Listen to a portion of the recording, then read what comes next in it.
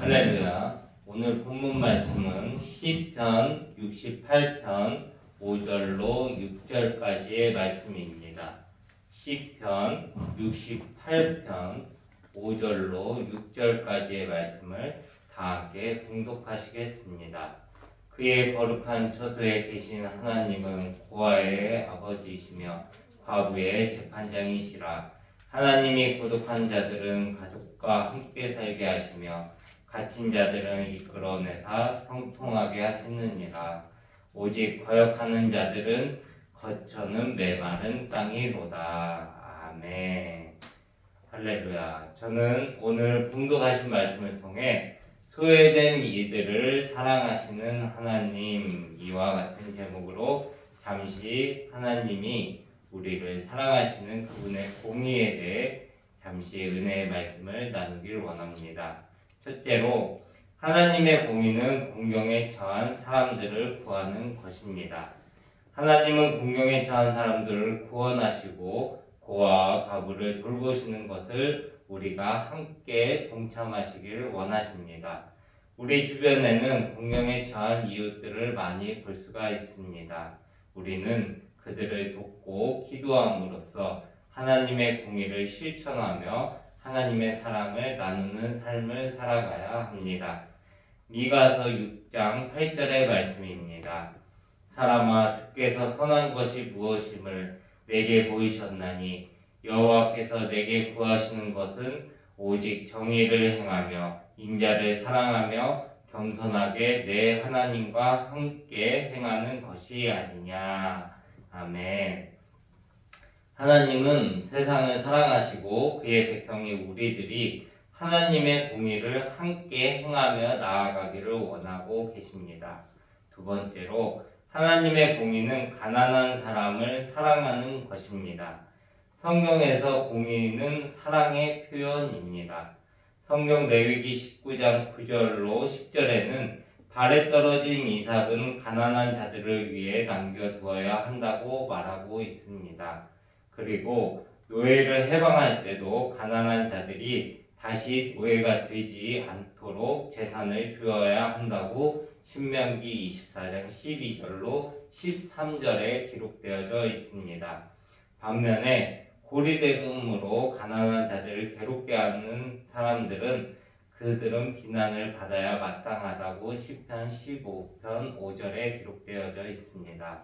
예수님께서는 가난한 자들과 친구가 되어주셨으며 우리도 그분의 본보기를 따라 가난한 자들을 돕고 사랑하는 일에 인색하지 말아야 합니다. 예루살렘의 초대교회 성도들은 가난한 자들을 돕고 모든 물건을 서로 통용하며 각 사람의 필요에 따라 나누는 일에 최선을 다하며 하나님의 정의를 따라 하나님이 공급하시는 은혜를 나누며 누리고 살았습니다.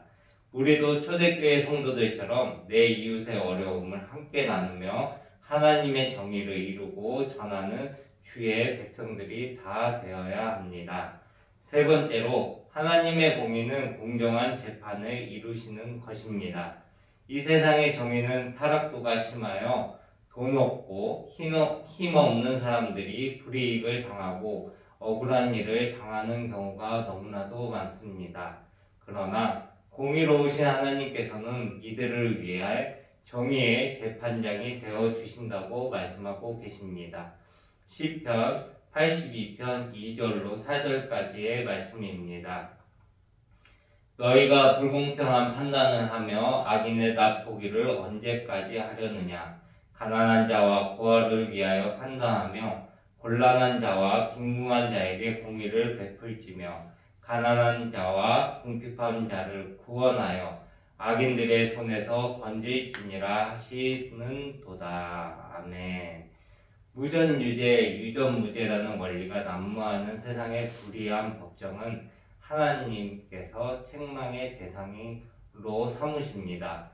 약하고 소외되고 힘이 없다는 이유로 가난한 자들이 호소할 곳이 없는 세상은 정의가 없는 패역한 세상이기 때문입니다.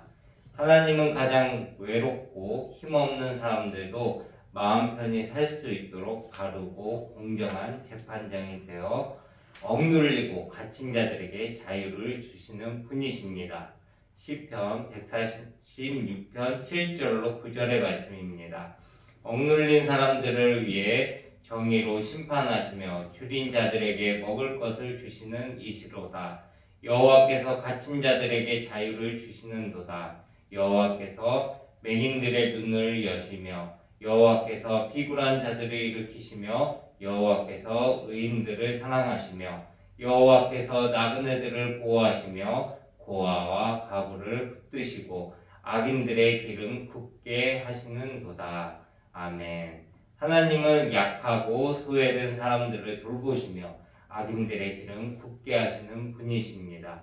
가난한 자들이 호소할 곳이 없는 이 세상은 정의가 없는 패역한 세상이기 때문입니다.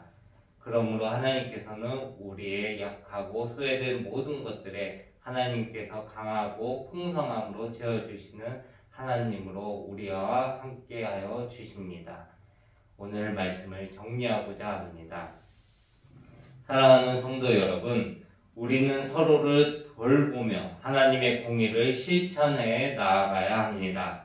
사회복지단체에만 의존하는 것이 아니라 스스로 이웃을 돌보는 일에 참여해야 합니다.